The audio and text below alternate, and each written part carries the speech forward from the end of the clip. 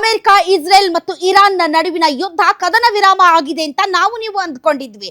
ಯಾಕೆಂದ್ರೆ ಟ್ರಂಪ್ ನಿನ್ನೆ ತಮ್ಮ ಟ್ರುತ್ ಮಾಧ್ಯಮದ ಮೂಲಕ ನಾವು 5 ದಿನಗಳ ಕಾಲ ಯಾವುದೇ ರೀತಿಯಾಗಿ ಇರಾನ್ನ ಎನರ್ಜಿ ಇನ್ಫ್ರಾಸ್ಟ್ರಕ್ಚರ್ ಮೇಲೆ ಅಟ್ಯಾಕ್ ಮಾಡೋದಿಲ್ಲ, ನಮ್ಮಿಬ್ಬರ ನಡುವೆ ಮಾತುಕತೆ ನಡೀತಾ ಇದೆ ಅಂತ ಹೇಳಿತ್ತು.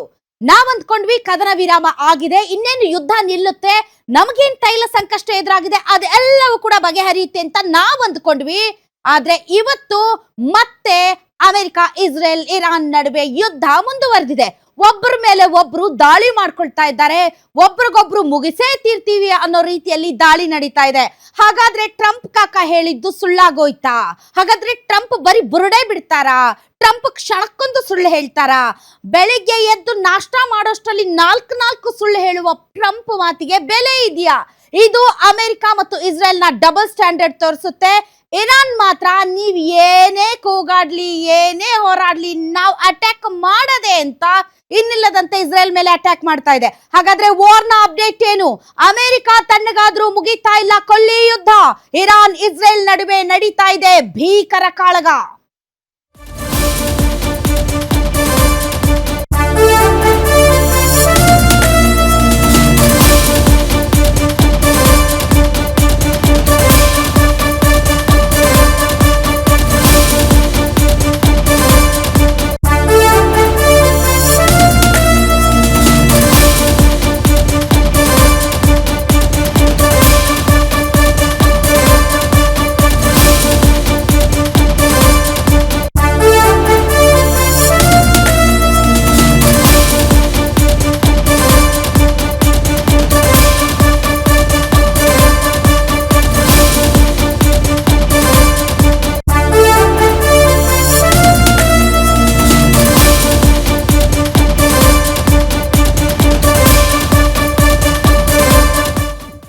ಅಮೆರಿಕ 5 ದಿನಗಳ ಕಾಲ ನಾವು ಯಾವುದೇ ರೀತಿಯಾದಂತಹ ಅಟ್ಯಾಕ್ ಮಾಡಲ್ಲ ಅಂತ ಹೇಳಿತ್ತು. ಆದ್ರೆ ಇಸ್ರೇಲ್ ಮಾತ್ರ ಇರಾನ್ ಮೇಲೆ ದಾಳಿ ನಡೆಸ್ತಾ ಇದೆ, ಇರಾನ್ ಕೂಡ ಇಸ್ರೇಲ್ ಮೇಲೆ ದಾಳಿ ನಡೆಸ್ತಾ ಇದೆ.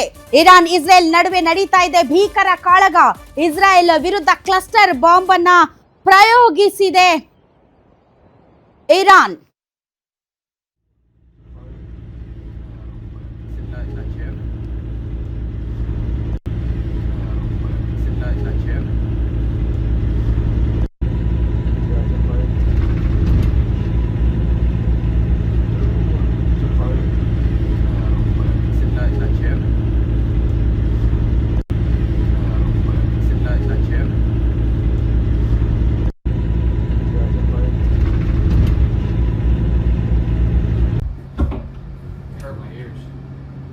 Yeah, if I can get a hand with it, it's like froze up really bad.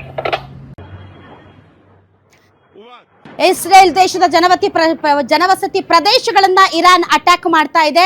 ಇನ್ನು ಇಸ್ರೇಲ್ ದೇಶದ ಜನವಸತಿ ಪ್ರದೇಶಗಳಲ್ಲಿ ಯಾವ ರೀತಿಯಾದಂತಹ ಬಾಂಬಾರ್ಡಿಂಗ್ ನಡೆದಿದೆ ಅನ್ನೋದನ್ನ ತಾವು ಗ್ಯಾರಂಟಿ ನ್ಯೂಸ್ ನ ದೃಶ್ಯಗಳಲ್ಲಿ ನೋಡ್ತಾ ಇದ್ದೀರಾ.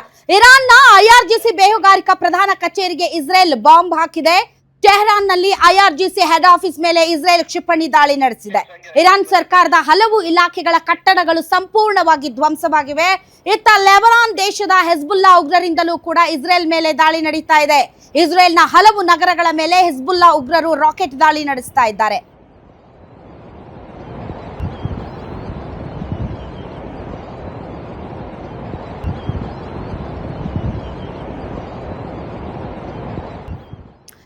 ಈ ಮಧ್ಯೆ ಪಾಕಿಸ್ತಾನ ಮತ್ತು ಟರ್ಕಿ ಇರಾನ್, ಇಸ್ರೇಲ್ ಮತ್ತು ಅಮೆರಿಕ ನಡುವೆ ಸಂಧಾನವನ್ನ ನಡೆಸುತ್ತೆ. ಅದಕ್ಕೆ ಇಸ್ಲಾಮಾಬಾದ್ ನಲ್ಲೂ ಕೂಡ ವೇದಿಕೆ ಸಜ್ಜಾಗಿದೆ. ಇಸ್ಲಾಮಾಬಾದ್ ನಲ್ಲಿ ಈ ವಾರದಲ್ಲಿ ಈ ಮಧ್ಯಸ್ಥಿಕೆಯ ಮಾತುಕತೆ ನಡೆಯುತ್ತೆ ಅನ್ನುವಂತಹ ಸುದ್ದಿ ಕೂಡ ಓಡಾಡ್ತಾ ಇದೆ. ಇದರ ಮಧ್ಯೆ ವಾಷಿಂಗ್ಟನ್ ಈ ಸುದ್ದಿಗಳ ಬಗ್ಗೆ ಯಾವುದೇ ರೀತಿಯಾದಂತಹ ರಿಯಾಕ್ಷನ್ ಕೊಟ್ಟಿಲ್ಲ. ಬಟ್ ಒಂದ್ ಕಡೆ ಹೇಳ್ತಾರೆ, ಟ್ರಂಪ್ ಏನು 5 ದಿನಗಳ ಕಾಲ ನಾವು ಅಟ್ಯಾಕ್ ಮಾಡಲ್ಲ ಅಂತ ಹೇಳ್ತಾ ಇದ್ದಾರೆ, ಅದು ಕೇವಲ ಸೈಕಲಾಜಿಕಲ್ ವಾರ್ಫೇರ್, ಯುದ್ಧವನ್ನ ಇನ್ನೊಂದು ಲೆವೆಲ್ಗೆ ಕೊಂಡೊಯ್ಯೋದಕ್ಕೆ, ತನ್ನ ಸೈನಿಕರನ್ನ ಇರಾನ್ನ ಪ್ರದೇಶದೊಳಗೆ ನುಗ್ಗಿಸೋದಕ್ಕೆ ಬೇಕಾದಂತಹ ತಯಾರಿಯನ್ನ ಟ್ರಂಪ್ ಮಾಡ್ತಾ ಇದ್ದಾರೆ ಅಂತ ಕೂಡ ಹೇಳ್ತಾರೆ. ಈ ಹಿನ್ನೆಲೆಯಲ್ಲಿ ಇರಾನ್ ಮಾತುಕತೆ ಅಥವಾ ನೆಗೋಸಿಯೇಷನ್ಗೆ ಮುಂದಾಗ್ತಾ ಇಲ್ಲ. ಯಾಕೆಂದ್ರೆ ಅಮೆರಿಕದ ಕಾಪಟ ಬುದ್ಧಿ ನಮಗೆ ಗೊತ್ತಿದೆ ಅಂತ ಇರಾನ್ ಹೇಳ್ತಾ ಇದೆ. ಬಟ್ ಪಾಕಿಸ್ತಾನ ಮಧ್ಯದಲ್ಲಿ ತುಂಬಾ ಇಂಪಾರ್ಟೆಂಟ್ ರೋಲ್ ಪ್ಲೇ ಮಾಡುತ್ತೆ ಅಂತ ಕೂಡ ವರದಿಗಳು ಬರ್ತಾ ಇದೆ. ಆದ್ರೆ ಇದು ಎಷ್ಟರ ಮಟ್ಟಿಗೆ ಸತ್ಯ ಸುಳ್ಳು ಅನ್ನೋದಕ್ಕೆ ಸಂಬಂಧಪಟ್ಟಂತೆ ಈಗ ನಮ್ಮೊಂದಿಗೆ ಡಿಜಿಟಲ್ ಮೀಡಿಯಾ ಹೆಡ್ ದಿಲೀಪ್ ನೇರ ಸಂಪರ್ಕಕ್ಕೆ ಬಂದಿದ್ದಾರೆ. ಈ ವಾರ್ನ ಕಂಪ್ಲೀಟ್ ಕವರೇಜ್ ಅನ್ನ ಅವರು ಮಾಡ್ತಾ ಇದ್ದಾರೆ. ಎಸ್ ದಿಲೀಪ್, ನನ್ನ ಧ್ವನಿ ತಮಗೆ ಕೇಳಿಸ್ತಾ ಇದ್ರೆ ಪಾಕಿಸ್ತಾನ ಮಧ್ಯಸ್ಥಿಕೆ ಅಂತಾರೆ, 5 ದಿನಗಳ ಕಾಲ ಕದನ ವಿರಾಮ ಅಂತಾರೆ, ಇಸ್ರೇಲ್ ಮೇಲೆ ದಾಳಿ ಅಂತಾರೆ, ಇರಾನ್ ಮೇಲೆ ದಾಳಿ ಅಂತಾರೆ. ಆಕ್ಚುಯಲ್ ಆಗಿ ನಡೀತಾ ಇರೋದು ಏನು?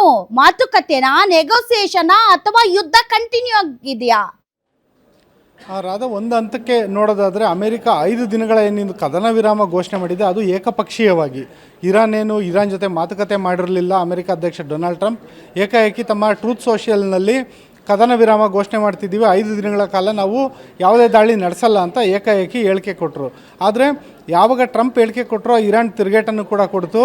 ನೀವು ಸುಮ್ಮನಿದ್ದೀರಾ ಅಂದರೆ ನೀವು ಎದ್ರಕಂಡು ಸುಮ್ಮನಾಗಿದ್ದೀರಾ, ಆದರೆ ನಾವು ಮಾತ್ರ ಸುಮ್ಮನಿರಲ್ಲ ಅಂತೇಳ್ಬಿಟ್ಟು ಇರಾನ್ ಸ್ಪಷ್ಟವಾಗಿ ತಿರುಗೇಟನ್ನು ಕೊಡ್ತು. ಅಷ್ಟೇ ಅಲ್ಲ, ತಿರುಗೇಟನ್ನು ಕೇವಲ ಮಾತಿನಲ್ಲಿ ಅಷ್ಟೇ ಅಲ್ಲ, ತಮ್ಮ ಅಸ್ತ್ರಗಳ ಮೂಲಕನೂ ಕೊಡ್ತು.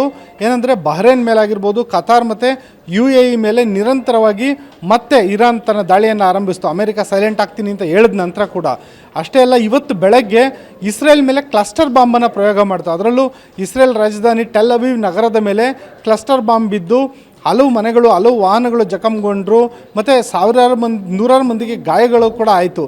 ಈ ಒಂದು ಘಟನೆಯ ಬಳಿಕ ಏನು ಇಸ್ರೇಲ್ ಇರಾನ್ ವಿರುದ್ಧ ಈಗ ಮುಗಿಬಿದ್ದಿದೆ. ಇಸ್ರೇಲ್ ಇರಾನ್ನ ಒಂದು IRGC ಏನಿದೆ, ಇಸ್ಲಾಮಿಕ್ ರೆವಲ್ಯೂಷನ್ ಗಾರ್ಡ್ ಕಾರ್ಪ್ಸ್ ಏನಿದೆ, ಅದರ ಪ್ರಧಾನ ಕಚೇರಿಯನ್ನೇ ಗುರಿಯಾಗಿಸಿ ದಾಳಿ ನಡೆಸಿದೆ ಈ ಒಂದು ಕ್ಷಿಪಣಿ ದಾಳಿ. ಆ ನಂತರ ಇರಾನ್ ಸರ್ಕಾರದ ಹಲವು ಇಲಾಖೆಗಳ ಮೇಲೆ ಕೂಡ ದಾಳಿ ನಡೆಸಿದೆ.